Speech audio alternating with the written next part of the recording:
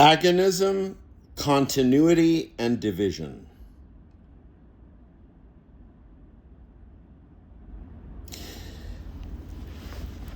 Indeed. Well, first of all, I mention there is a gentleman, it's probably very easy to find on YouTube. His channel is uh, roughly a former Black Panther. He's a middle-aged man, and he has obviously immense experience. And he speaks from a ground of wisdom that is at once obviously intuitively compelling and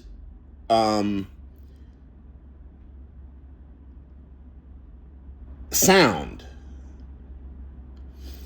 The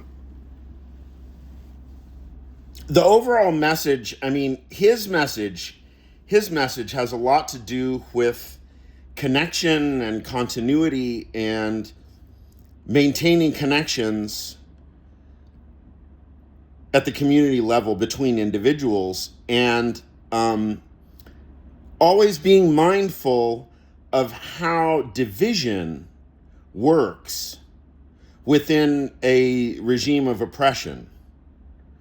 Now, it is very easy to become confused about what I'm doing here, because much of the time I'm combative and confrontational, and I'm accusing people, and I'm criticizing people, and so on.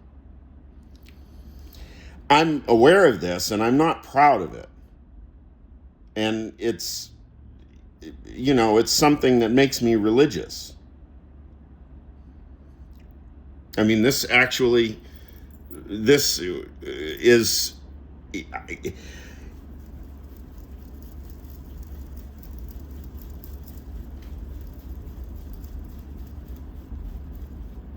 conscience.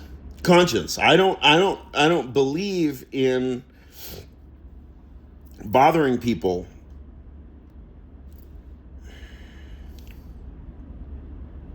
And certainly I get a heck of a lot of criticism for this.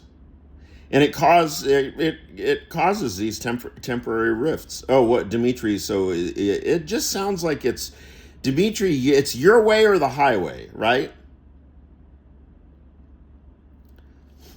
I know it can sound like that. I'm just bringing what I can bring to the table, and the gentleman that has the history in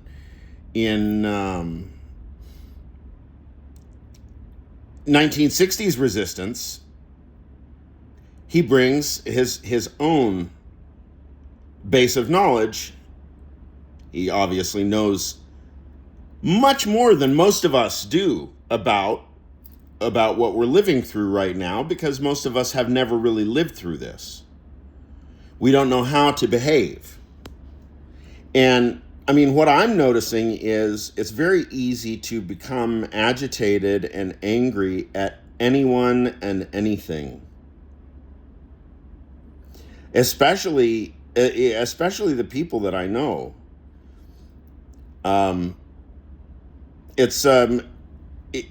What I find the past months is actually, I'm meeting a tremendous amount of people.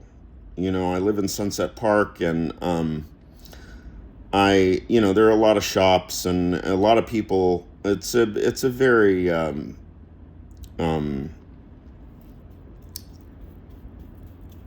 vital living neighborhood. And so it is. It's harder for me to pick fights, as it were, with strangers, right? I mean, I'm forced to be polite, right? It is interesting how we are with the people that we love, right? Like, somehow we don't feel as compelled to mind our manners. We feel like, what, we have more skin in the game? We have skin in the game, or we have something to say about the way that they live.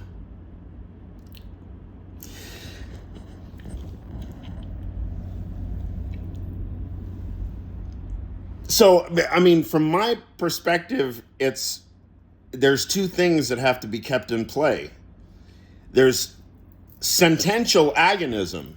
In other words, if your sentences are defective, I'm just going to destroy them.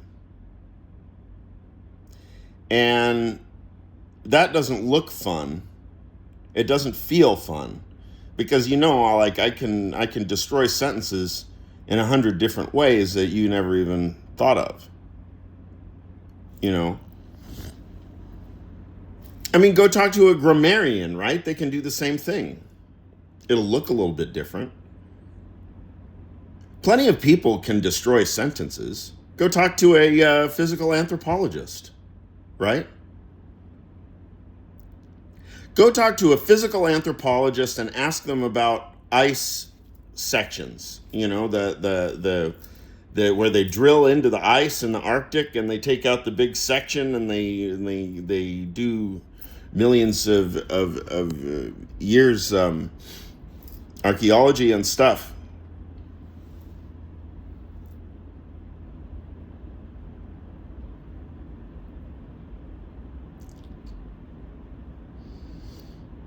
You don't have any sentences about those. And see, when the conversation in climate change or whatever, if we're arguing about, if we're making a rhetorical point about climate change, and let's say you're in a conversation, it's not enough to just mention climate change. If you're going to bring up the subject, you've got to make it really specific. If we're going to have a conversation about climate change, I want to talk about the compounds that are in those ice samples, right? So we need a chemist, right? A physicist, a biologist, an anthropologist, right? See, no layperson figures that they can have a conversation about physics if they don't know physics. So suddenly people are able to have standpoint. No, I'm not making an argument about elitism. No.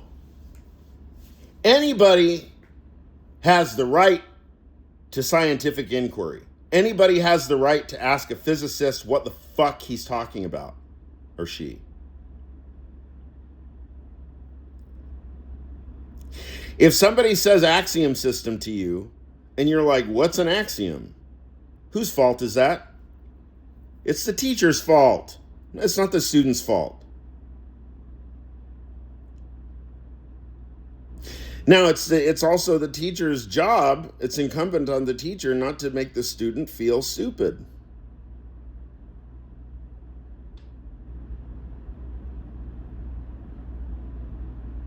So there's sentential agonism, because I can destroy your sentence and you can destroy mine. But that's science.